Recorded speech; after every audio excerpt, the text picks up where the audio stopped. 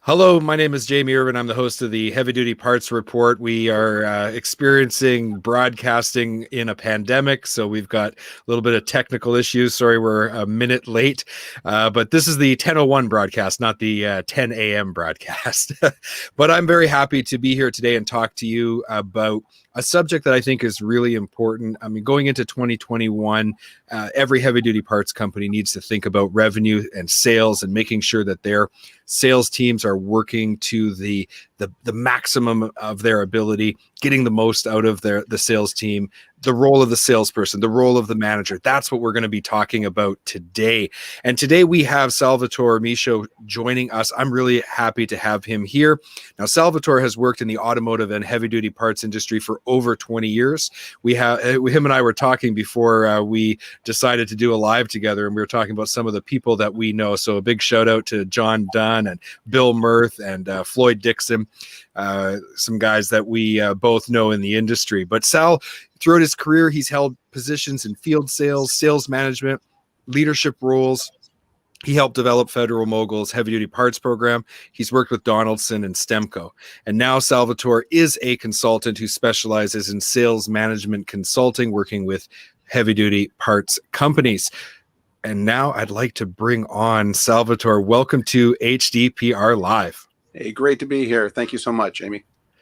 Great. Well, anybody who's watching live right now, we want to encourage you to participate in today's conversation. So if you'd like to comment, you can do so. And if we can incorporate that comment or a question that you have into our discussion today, we will. What we'll do is we'll bring it up like this, and you'll be able to see the comment, Sal, so we'll be able to address people directly. So we definitely want to encourage everyone to participate if they would like to. So I would like to get started by asking you this question. What does the role of a salesperson involve when you are working for a heavy-duty parts manufacturer? You talk about the manufacturing side. I'll talk about the distributor side. Sure. So there's a lot of similarities between the two. There's no question at all. But I think one of the biggest things is when you're a manufacturer, you have a very finite type of product line. You only have 2, 3, in some cases, maybe 10 lines that you're representing, compared to a distributor, as you well know, that might be carrying 50 or 60 different lines. The main thing is to teach not only the end user, if you're able to get down to that level, also teach the distributor salesperson about your product. The easier you're able to get information to them, the easier you can make it for them to understand and sell your product. There's a lot of success that way, because as a distributor salesperson, I believe that they're going to move towards something that is just easier to sell and can make them more money. So if you can show them how to upsell, if you can be with them as much as you can, field sales for both distributor and for manufacturers is very, very important, because the two of them is huge. The other interesting fact is the more that you can teach, the more that the manufacturer has representation in their territory. So if I'm a territory salesperson, I have 20 distributors. Let's say each distributor has 3 salespeople. If I can get to those people, talk about the product, teach them how easy it is to sell and the selling features of it, I'd become almost 60 different salespeople at those end users that I could never do myself when I was a salesperson. That kind of makes me think of, like, when I was working as a distributor rep, I loved bringing out manufacturers. I had a whole system that actually got some national attention at some of the big heavy duty parts meetings, where some of the executives were actually talking about my system. I would invite people with a calendar link. I would bring the manufacturers out, give them information about hotels, give them a full itinerary of everything. I definitely love to do that. Most distributor sales reps don't do that. In fact, many of them don't even want to work with manufacturers. There's kind of this, to me, that was always a strange kind of nuance of the distributor sales rep. Why would you not want to bring out the manufacturer rep, work with them for a day, introduce them to your customers? You don't have to do all the talking. You get to learn something. They help you sell more product. You help them sell more product. It's a natural partnership. And yet it isn't always that easy to get these salespeople together and working together. Yeah, sometimes it's the sales manager at the distributor that says, hey, you have to work, manufacturer rep, you have to work with every one of my salespeople in the next 3 weeks, and we'll get this all done. And just as you said, we migrate as salespeople from manufacturers to the people who make it easy for us to be able to go sell. So having that itinerary ready, understanding what's going on in the marketplace, the customers. I used to work with distributor salespeople that would be telling me these are the issues that they're having with, when I was at Federal Mogul with their bearings and their seals, this is who they're carrying. And then I'd go with other people and it would be, well, we're walking into this place, and I'd say, okay, what are they using before we get in there? I have no idea. And sometimes I'd walk in and be using my own, our own product, and it would be, you're wasting that time. But I think, people don't do things for two reasons. Either they don't know how or they don't want to. And it's trying to find that balance. But, you find that gem every once in a while of a partner is really what it comes down to. It's a salesperson and a salesperson trying to grow their overall business. Yeah, absolutely. And what I always found is when I brought a manufacturer out as a distributor, see, manufacturers often have a limited number of products that they sell. Like, I mean, if you're working for someone like Bendix or something, you've got lots of products, but a lot of manufacturers, they might only have 1, 2, maybe like 5 products total. And it's very repetitive. Whereas the distributor, it's the exact opposite. There would be times when I was a distributor rep where we had so many products, so many new products that had come to the store. I didn't even know where to start. And so the approach that I would take is I would always try to get the customer talking about, what had been coming up in regular maintenance. Was there any chronic problems coming up? Did they have any breakdowns recently? Try to get the customer to tell me a story, because I didn't know, which of the 50,000 SKUs should I highlight today? So kind of a different scenario for distributors than for many manufacturers. Correct. So let me ask you something. Where do many sales professionals go wrong? You've been in the sales game a long time. So have I. You and I've seen the industry from different angles. I'd like to kind of have a bit of a round table on that. Talk about some of the mistakes that salespeople make. Well, both you and I being sales, that used to be sales reps also, we know the mistakes sometimes that we've done ourselves. So you learn from that. I think the biggest one that I've seen and that I've talked about with our presentations have been listening. And it's listening not from the standpoint of just with your ears. It's facial features. It's sitting back with your arms crossed, understanding, trying to read the customer. And there's so much that happens with that. But then it's the wants versus the needs, and understanding, I used to call it the show up and throw up. And I know that sounds funny, but as a sales rep, person would come in, they'd run in and they'd say, oh, here's all the new products I have today, and it's really good, and you're going to like them, and the pricing's really good, and you have all this stuff. And you show up and you say all of this stuff, and the fleet or the repair shop's just sitting there going, okay, but what is that for me? Why do I need that? And then it's the questions. And what's been really interesting is we've been teaching people the open-ended question. So instead of just a question of, are you happy with your brakes today? Your brake supplier, that's a yes or no. And if it's a yes, then it's going to be a much harder sell to understand why. If it's a no, it opens the door to an extent. But a different approach, which has been successful for a lot of companies, has been, tell me the top 2 things that you require from your brakes. And it could be, I want stopping distance, I want longevity. So it's not necessarily about the manufacturer at that point, it's about what they need. And then dig deeper and deeper and deeper into that. Okay, it's longevity. What type of routes do your people do? Are they going coast to coast where they don't really hit their brakes? Are they going, more within the city where they tap their brakes, and utilize them more? Is there squeaking?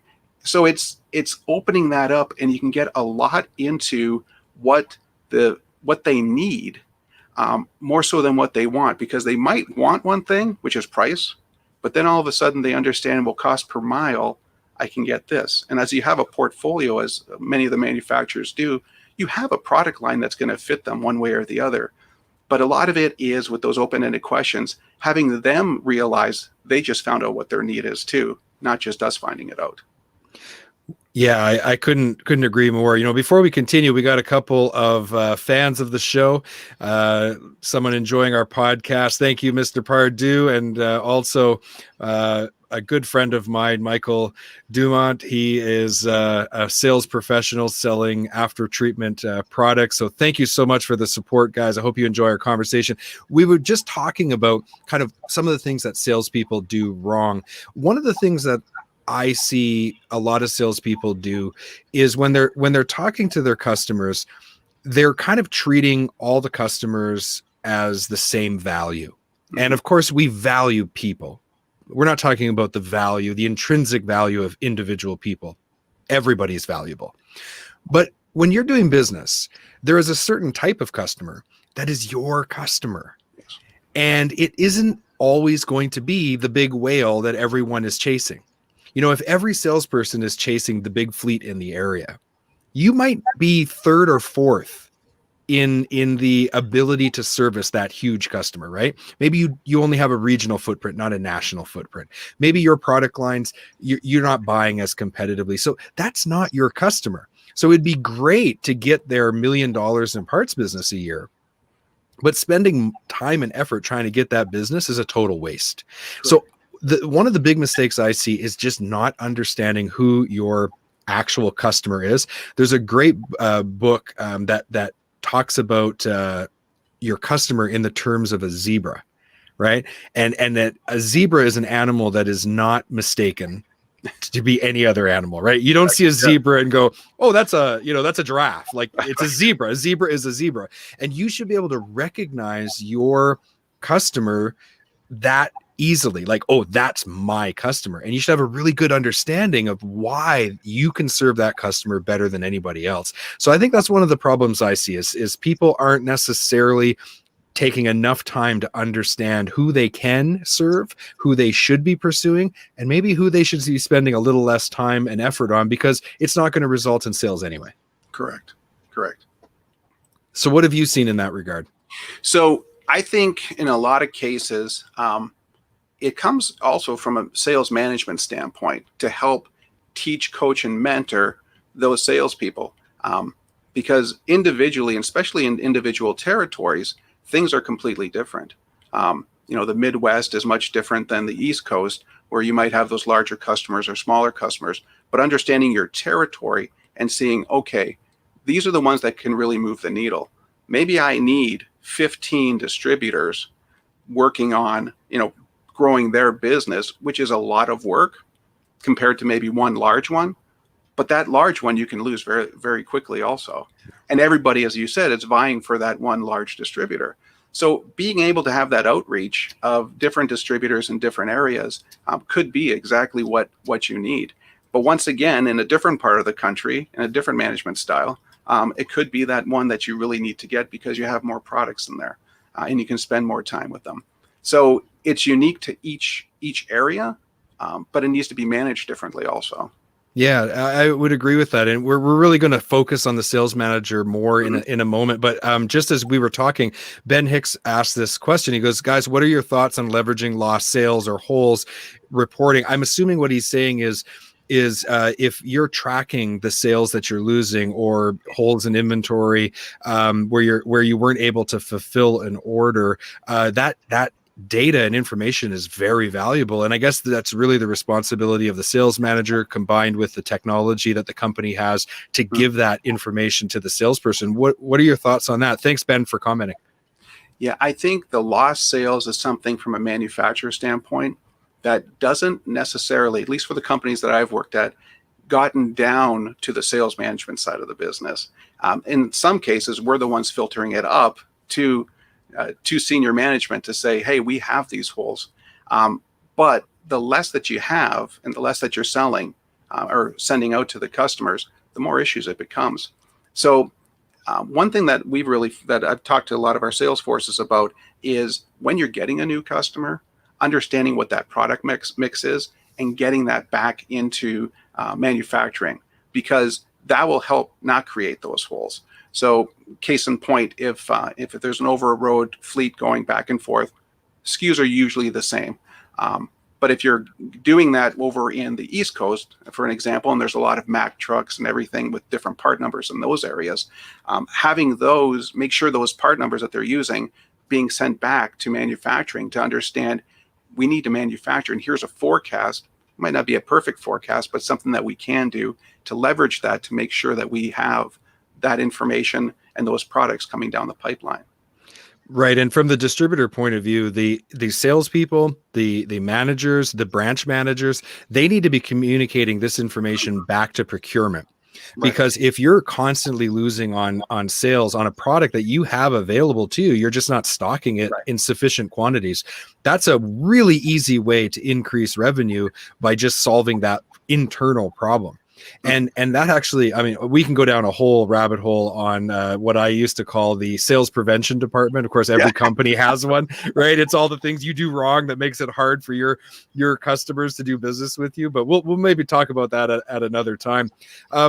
Jared talks about the ratio of fleet end user focus versus distributor relationship focus. And, he's seen different approaches in his time. From the sales manager's point of view, Salvatore, how should they be structuring that focus? How should they be directing their salespeople to be truly effective and for the company to do well? Well, it's an interesting point because different companies approach it different ways. So I've been at a couple of manufacturing companies that are focusing the end user products, and they get the pull through from the end users, and that's been successful for them, even to the point where some of the distributors actually get a little bit upset because they may not want to carry that line. They may not make as much money on that line, but that's what the fleet is demanding and requesting. There was one company I worked for at one point that was very, very strong doing that, but then started bringing in a whole bunch of other different lines that weren't as much spec'd at the fleet. So they had to rebuild the relationship at the distributor level to help focus in on that. And from a management standpoint, it's understanding that and then supporting and leading those salespeople to say, we're going to do this different. And as salespeople, me being one at one time, I don't want to change. I mean, it's been successful what I'm doing, but then understanding, well, this is the focus. This is the change in the focus the company is doing. So in order for us to continue to be strong and support those product lines, we need to change course and change focus. Right. So now I want to shift the conversation a little bit to kind of where some things go wrong. When I was working in parts, one of the things that I saw happen with parts technicians is you'd have a really good parts technician, and they would get promoted maybe to a parts manager and then branch manager, sometimes even area manager or regional manager. And they weren't really good managers. They were just really good parts people, and they seemed to outlast everybody else. And so they got into management and they kind of got themselves into a little bit of trouble. Does that kind of thing happen with sales? Yeah, I love a question that I ask when I do interviews. Is where do you see yourself in 3 or 4 years? And a lot of the times I hear, well, I'm a salesperson, you're a sales manager, so my job is to take your job is to take the next person's job, and we just continue to move on. And I always challenge them on that, saying, well, why do you want to become a manager? And it's like, well, that's how you grow within a company. And I'm like, there's a lot more than just sales within the company. If you're doing really well, why wouldn't you want to stay in sales, making good money, doing that? But yeah, there has been many instances where we've taken a really good, strong salesperson making money for the company hand over fist and then put them into a management role and have asked them to do that. In a lot of cases, a salesperson may not even want to do that, but think, okay, that's the right thing for me because they're investing in me. And it goes wrong because they're not as, in some cases, not as strong as a manager as they were as a salesperson. And maybe the way that they manage their territory, they're looking at trying to manage the entire group's the entire group. Once again, what made me successful in this region is going to make everybody successful in a different, in their own regions. And that doesn't always happen because salespeople have different traits and do things a little bit different, which then gets other people upset that are below them, being salespeople that, either will leave or just be very disgruntled. So it's a balance, and it's really from the standpoint of managing by individual to see who needs to do what and who needs to stay where.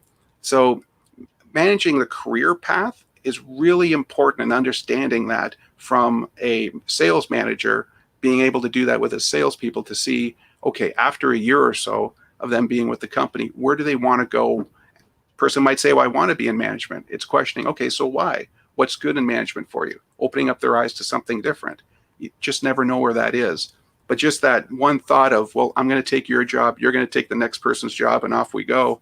If we're hiring people like that and we have 10 salespeople, we're going to have 9 people that are really upset after that one person goes into that management position when everybody else thought that they were going to get it. Yeah, absolutely. And one of the mistakes that I see companies make is assuming that a great salesperson makes a great manager, and those skills aren't always transferable, to your point.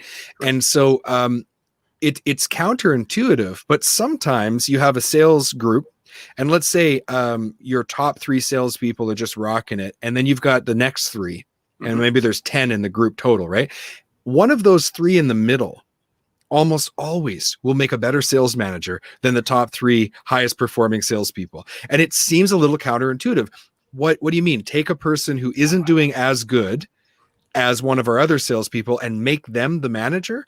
Yes, because they have the profile, the personality profile. They have that mix that's going to make them a great manager, a great leader. They're going to be better at supporting people who are really good at sales than someone who's just really good at sales and is lacking that part of their personality. And to your point, all of a sudden things can start to spiral. You can actually destroy a really, really high performing good team. Well, you saw me giggling a little bit because the people who know me that are on that are listening onto the podcast, I've always said, when I was in sales, I was a really good salesperson. I wasn't great, but I was a really good salesperson. But I really found my calling in sales management. So people kind of look at that and say, well, because you weren't the best salesperson out there, how could you be a really good manager? But it was understanding the different tactics and the different individuals. So that's why I was chuckling, because I've used that many times, and it's the God honest truth. Yeah, and I've always done well in sales, but the times that I have felt the most fulfilled in my career was when I was in a management position at a reman shop, and I had 17 people working for me, and it was my job to just make them better and give them what they needed, because I'm a social person. I love people. When I had my contracting business, and at one point I had 13 people working for me, and it was my wife and I's sole mission to provide them with a better life, a better opportunity at a better life by giving them employment opportunities they wouldn't otherwise get. Like, I really love empowering people. And I think that's one of the reasons why I love doing the Heavy Duty Parts Report, because I like creating the content that is going to be able to help people in the industry. And this is a way to scale that. And so if you're highly motivated to help people, then you might make a really great manager. And like you said, you still need to have those core competencies. Like you were good at sales. I'm good at sales. Am I going to be the greatest? Probably not. But would I be a good manager? I think I would. Yeah. Go ahead, please. No, go ahead. I was going to say, and I think it all goes back to the personality type, and it goes back to looking within and saying, what am I really good at? What what's the tenacity that gets me up every day? I think that is the key out of it. Yeah, absolutely. So let me ask you something. If we've got, I know that in our audience, we have some managers and executives of heavy duty parts companies, both on the manufacturing side and on the distribution side, that are tuning in. And if they're sitting there kind of nodding their head going, yep, we're in that mess right now. So you've promoted a top salesperson to a management role. It's not going well. How the heck do you get out of that situation? Yeah, I think so. I think the first point that I've always done is, and it might sound a little bit different, but promoting a salesperson into a management position, many times I've done that and it's either gone well or it hasn't. I usually give it about 4 or 5 months before I backfill the position that we just put him into, because there could be that opportunity if things aren't working out. Where does that individual belong within the company? Maybe he belongs back into, because he was a really good salesperson, back into the field. Maybe there's a different role somewhere else, but understanding quickly that situation and taking care of it is key, because we've all been there, and even if it's not just the salesperson, it's bringing somebody in from off the street through an interview, you just don't know. But I know it's funny sometimes or counterintuitive, but that if you fill that territory right away and you're not sure of who you're filling it with, but you had the person that was the manager that you could put back into, in some cases, it's a delicate situation, but it's one that's worked in the past, and one that I think just gives that cushion for everybody to say, let's give this person a chance and see how they'll excel. Yeah, and communication is really important. Don't assume, because one thing that I have seen, I'm not going to tell anybody the details because I don't want to give that away, but I saw this in a real world example. The person who had promoted this top salesperson was nervous about going and approaching them and saying, this isn't working, right? Mm-hmm. And they were assuming that this top salesperson who had now become a sales manager was going to be upset and maybe even leave the company if it was even suggested that they roll that back. Right. On the flip side, the top salesperson was racking their brains and came to me and said, how the heck do I get out of this? If I tell them that I don't like it and I want to go back, they're going to let me go. Right. So meanwhile, both sides were nervous about it. Open communication was the solution to that problem, and it did resolve itself. And that's really, really important. You have to be willing to communicate. And it's hard though, because on both sides of the fence, there's a bit of risk there. Yes. There was a company I worked with that kept on talking about being open and authentic. What's said in a room is safe in the room. And the first time that I went there and that was said really concerned me, because I've never been not that I didn't believe it, but just being new, I was like, well, wait a second, is this really true? But those meetings that we had that were open and authentic, it really opened up a lot of exactly what you said, that if people were saying, I don't feel good in this position, or even I don't like the direction this company is going into. It concerns me because of, we're heading somewhere much different. It just being able to communicate, and everybody has an ego. No matter what people say, I don't have an ego. Everybody has one. It just depends how big it is. But kind of leaving that aside and being just people. It's not a manager talking to a salesperson. It could be the president talking to me, and I'm at the same level at that time in that room talking. So. Yeah. Just to put up Alex Parker's comment. Alex is a great leader running an amazing company. So thank you so much for your support. Now, this was not planned. I'm going to guess by this. Alex, you know Alex? Yes, I do. Yeah. So he says, thanks for having us, Jeds. Could you share with us a little bit about your journey to reshape, motivate, retain, and recruit an incredibly talented team at STM, Sal, and also how that affected your journey from sales manager to business segment leader, becoming a customer of your former team? So I'm assuming there's a bit of backstory there. I'll leave it to you to answer those questions. Sure. So when I went to Stemco, I was recruited to go over to Stemco, and they were a company that I alluded to a little bit before, that was focused heavily on the end user, speccing product from the end user going through the distributor. As they added more lines, which were more distributor focused, they needed to change the way that they looked at the market and approached the market. So we had a lot of things that needed to be done with that sales force, bringing people in. Majority of my time was interviewing people because we expanded the sales force. At that time, we had, I think, about 47 salespeople in the group. So that was a daunting task, but making sure that we were focusing on what the company focus was, to make sure the distributors and the end users had both had the best interest in both. Because at Stemco, it's really interesting, because you have to be technical and be able to talk at the end user, especially when it comes to wheel seals and brakes and everything. But then you have to have the different hat when you're going to a large distributor. Excuse me. You're going to a large distributor, and you'll be able to talk about just the whole product line and the whole portfolio and the approach to the market, working with the distributor. And then that helped me when I moved over to the brake segment, running the brake side of the business, having that inherent knowledge from a sales side to help bring into the brake side of the business to understand the go-to-market plan and change it up somewhat. Well, I hope that answers everyone's questions. Thank you so much for the great interaction we've had with our viewers today. It's been awesome. Really, really appreciate it. It really helps us to make the episode better. As we come to the end of this conversation, Salvatore, if you'd like to leave people with one thing, what's that one thing? So I'll do it into two, if you don't mind. That's fine. But it will be one. Unruly guests not following the rules. It'll be one for the salesperson and one for the sales manager. Perfect. I guess is the way that I'd like to look at it. Is from a salesperson standpoint, communication, open communication, and open-ended questions. That has really opened the eyes of a lot of salespeople to be able to say, "Wow, I can sell more here." From a sales management standpoint, I say manage by individual and trust your salespeople.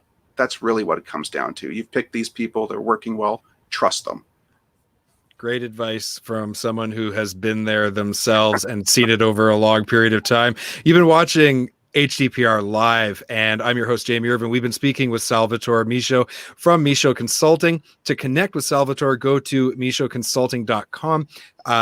We'll include a link to that in the show notes, and we will be publishing a replay of this on heavydutypartsreport.com. Salvatore, thank you so much for being on HDPR Live.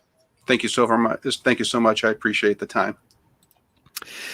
And that concludes this week's episode of HDPR Live. Next week, we are going to have a recurring guest, and we're going to have Scott Bolt's return. We're going to be talking about 2021 and what to expect early in 2021 in the heavy-duty trucking industry. I think it's going to be a great conversation. Scott is going overtime on producing some amazing data points to share with you. He is really pulling out all the stops to be able to provide people with as much information as possible to make that as informative as possible. Tune in next Friday, 10 a.m. Mountain, 12 Eastern. Thank you so much for tuning in. We appreciate you. It wouldn't be much point to be on if you people were watching us and participating in these great conversations. So thank you so much to the heavy duty parts industry. Really appreciate it. And we will talk to you next week.